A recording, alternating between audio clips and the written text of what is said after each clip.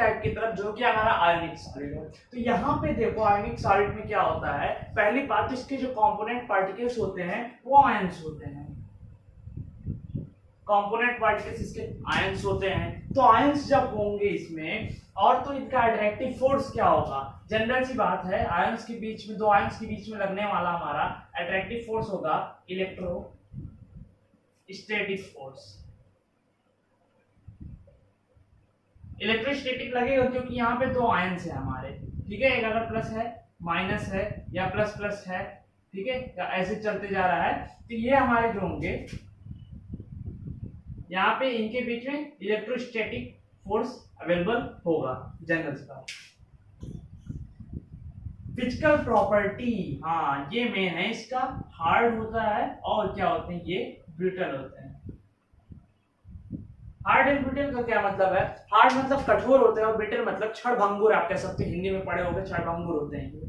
Hard तो होते हैं लेकिन ये कुछ ही क्षण में आप इन्हें कुछ फोर्स लगा के आप इसे क्या कर सकते हो, तोड़ सकते हो या भंगुर कर सकते हो, फोड़ सकते हो। मेल्टिंग पॉइंट इनकी क्योंकि ये हार्ड होते हैं ब्रिटल होते हैं और प्लस क्या है आयंस है, इसलिए इनकी मेल्टिंग पॉइंट हाई ही होगी। As we know electrical conductivity, हाँ इसमें देखो इलेक्ट्रिकल कंडक्टिविटी में कंफ्यूज नहीं होना आयनिक के लिए, यहाँ पे दो हमारे कंडीशंस जो होते हैं लागू होते हैं। कौन कौन से होते हैं ये देखो, पहला हमारा होता है कि ये क्या होते हैं, इंसुलेटर होते हैं, इंसुलेटर इन सॉलिड स्टेट, ठीक है। और दूसरा कंडीशन होता है कंडक्टर इन एक्वस स्टेट। अब दोनों का मतलब समझो, दोनों कंडीशन कैसे कैसे ये कब कब हमारे अवेलेबल हो जाते हैं। पहला जो है ये क्या होते हैं, जो हमारे आयनिक मेटल सॉरी आयनिक सॉलिड्स होते हैं, ये अपने सॉलिड स्टेट में इलेक्ट्रिक के इंसुलेटर के रूप में अपना बिहेवियर शो करते हैं। अगर एग्जांपल ले लो आप तो जान जाओगे, एग्जांपल्स पहले हम समझ लेते हैं तब ये दोनों को क्लियर करते हैं। एग्जांपल इसका NaCl means that sodium chloride, मतलब कि साल्ट जो हम यूज करते हैं। तो इंसुलेटर होंगे, देखो सोडियम क्लोराइड है आपका, जब ये सॉलिड स्टेट में रहेंगे आयनिक मेटल्स तो ये इंसुलेटर होंगे, इनमें करंट फ्लो नहीं होगा, इलेक्ट्रॉन्स का आदान प्रदान नहीं होगा, इलेक्ट्रॉन भी फ्लो नहीं होंगे, इसलिए करंट फ्लो नहीं होगा। लेकिन वहीं पे सेकंड अगर कंडीशन आप लागू कर लो, इसे एक्वस बना लो, पानी में अगर आप खोल लो इसे, तो ये क्या हो जाते हैं, कंडक्टर होते हैं, क्योंकि वहां पे जो हमारे पॉजिटिव और जो नेगेटिव आयंस होते हैं कैटायन और आयन, ये अलग अलग फ्लो होने लगते हैं, इसलिए यहाँ पे इलेक्ट्रॉन्स भी फ्लो होने लगते हैं और ये क्या हो जाते हैं, इलेक्ट्रिक के कंडक्टर हो जाते हैं। तो ये दो हमारे कंडीशंस लागू होते हैं। NaCl को ले लो, अगर नमक को आप ले लो, आप इसे घर पे ट्राई कर सकते हो, लेकिन बहुत देख रेख में करना क्योंकि इसमें इलेक्ट्रॉनिक का थोड़ा सा यूज आ गया है। आप नमक ले सकते हो, अगर आप क्या कर लो, अगर आप ज्यादा मात्रा में ले रहे हो तो देखो यहाँ पे अगर आप उसे सॉलिड स्टेट में ही ले रहे हो तो वहां पे करंट का कोई भी फ्लो नहीं होगा। लेकिन अगर आप उसे एक्वस स्टेट बना रहे हो पानी में घोलकर, तो वहां पे आप देख सकते हो, अगर दो वायर्स को ले लो तो वहां पे वो क्या हो जाएंगे, वहां पे करंट फ्लो होने लगेगा। मतलब ट्राई मत करने लगना, फिर जानने के लिए जानो कि वहां पे वो क्या हो जाएगा, कंडक्टर हो जाएगा। तो ये हो गया आयनिक सॉलिड के बारे में, इसे कर लो तब चलते हैं अगले वाले।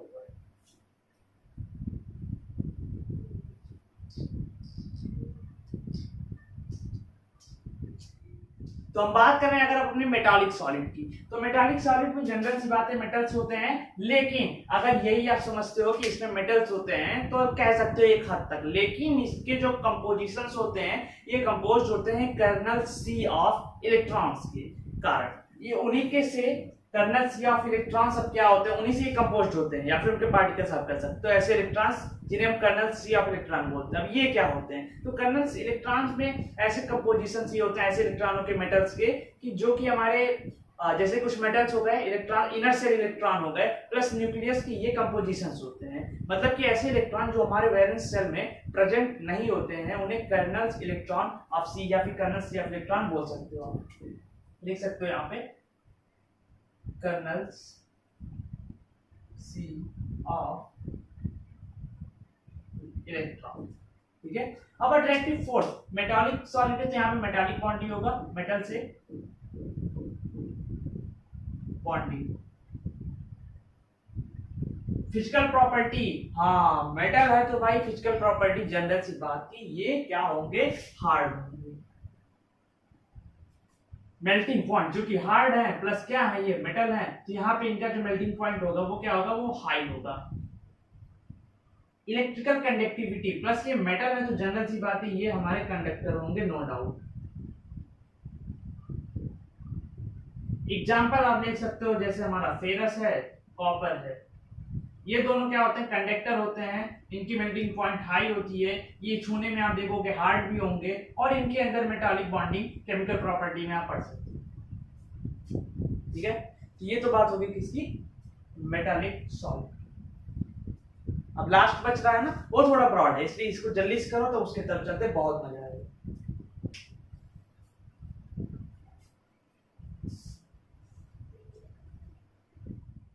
तो अपना यही अब बच रहा है, देखो कोवेलेंट या फिर उसे हम बोलते हैं क्या, नेटवर्क सॉलिड। अब कोवेलेंट या नेटवर्क सॉलिड में हमें देखने को मिल जाती है प्रॉपर अरेंजमेंट ऑफ, यहाँ पे क्या लेयर वाइज अरेंजमेंट देखने को मिल जाती है पार्टिकल्स की। कैसे कैसे इसको हम देखते हैं आगे, ठीक है। कैसे, यहाँ पे इतना बस जानो कि यहाँ पे हमें एक प्रॉपर अरेंजमेंट अपने पार्टिकल्स की देखने को मिल जाती है, जो कि यहाँ पे उसकी रेगुलेटरी होती रहती है, बार बार दोहराव उसका होता रहता है। तो इस हिसाब से इसके अंदर जो अट्रैक्शन फोर्स होगा वो क्या होगा, कोवेलेंट फोर्स या कोवेलेंट बॉन्डिंग, कोवेलेंट बॉन्डिंग होगी। ठीक है, फिजिकल प्रॉपर्टी, ये इस पे इसकी भी दो कंडीशन बन रही है। कैसी, एक तो फिजिकल प्रॉपर्टी होती है हार्ड और एक कंडीशन में होती है सॉफ्ट।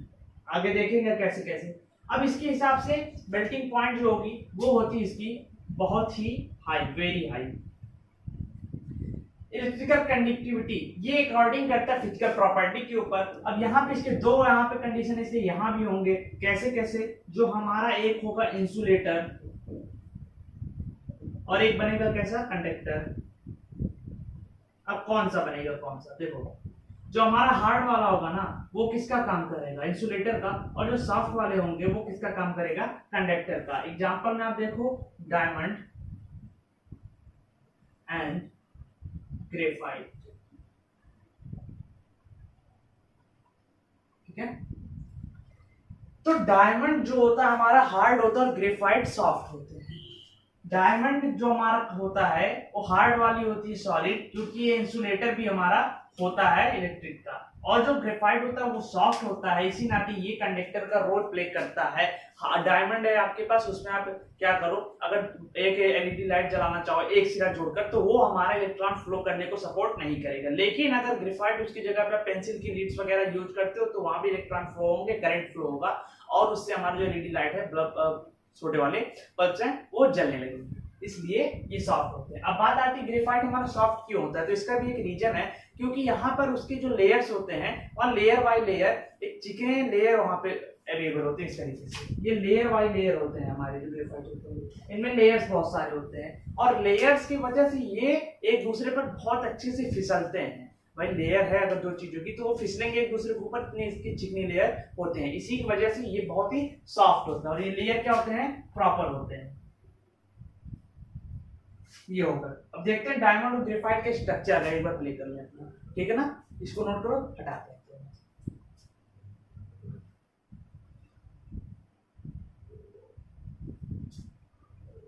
अब पहले हम डायमंड का अपना स्ट्रक्चर की बात करते हैं। देखो डायमंड का स्ट्रक्चर अगर देखो यहाँ पे, पहले डायमंड है हमारा, ठीक है, तो यहाँ पे देखो शो करेगा आपको, यहाँ पे आपको दिख रहा होगा डायमंड का हमारा स्ट्रक्चर, क्लियर हो रहा है यहाँ पे। तो यहाँ पे देखो कि हमारा जो एक ऐसा कार्बन है ना, ये तीन से जुड़ा हुआ, मतलब एक ऐसा जुड़ा है, दूसरा इस तरीके से जुड़ रहे हैं, फिर ये सब तीन तीन से जुड़े हुए हैं। कैसे कैसे, कि ये फिर यहाँ से एक निकल रहा है, ये इससे जुड़ेगा, ये इससे, फिर ऐसे ऐसे ऐसे यहाँ पे आपको देखने को प्रॉपर एक अरेंजमेंट देखने को मिल जा रही, प्लस ज्योमेट्रिकल शेप भी अवेलेबल प्रेजेंट हो रहा है अच्छे से। तो ये डायमंड का स्ट्रक्चर, इसे नोट कर लो, ठीक है। ये अच्छे से अगर बना चाहो तो बना लो। ऐसे ऐसे कार्बन होते हैं, यहाँ पे चार चार से मिलते जाते हैं, चार चार से यहाँ पे होते हैं, टेट्रागोनल आप बोल सकते हो इसे, यहाँ पे ऐसे मिलते जाते हैं। इसे बना, फिर देखते हैं ग्रेफाइट का कैसा होता है।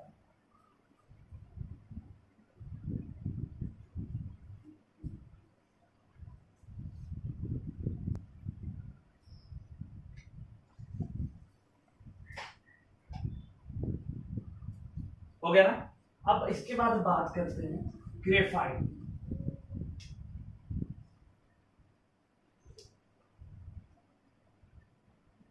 ये देखो ग्रेफाइट का यहाँ पे शो कर रहा है आपको, कुछ इस तरीके से दिख रहे होंगे। कार्बन सा अगर ले लो तो ये हो गए, ये हो गए, यहाँ पे ऐसा, ये ऐसा, ऐसा, और यहाँ पे एक ऐसा। इसका बहुत इजी है। डायमंड वाले में थोड़ा सा कंफ्यूजन होता है कि कौन कहाँ से मिल रहा है, लेकिन ये हेक्सागोनल होते हैं। यहाँ पे भी ज्योमेट्रिकल शेप मिल रही है हेक्सागोनल, क्योंकि क्रिस्टलाइन सॉलिड, तो यहाँ पे ज्योमेट्रिकल शेप अवेलेबल होगी। ये देखो यहाँ मिल रहे हैं आपको, इस तरीके से मिलते जा रहे हैं। फिर यहाँ से ये निकलते हैं, यहाँ पे कार्बन होता है, यहाँ पे कार्बन है, यहाँ पे कार्बन है, ये निकल रहा है, इससे कार्बन यहाँ पे ऐड हो रहा है। इस तरीके से हो रहा है कि नहीं, अच्छे से हो रहा है। लेकिन इसे आप अगर थोड़ा सा तिरछा बनाना चाहो इस तरीके से, तो आपकी बॉन्डिंग में आपको बहुत आसानी होगी।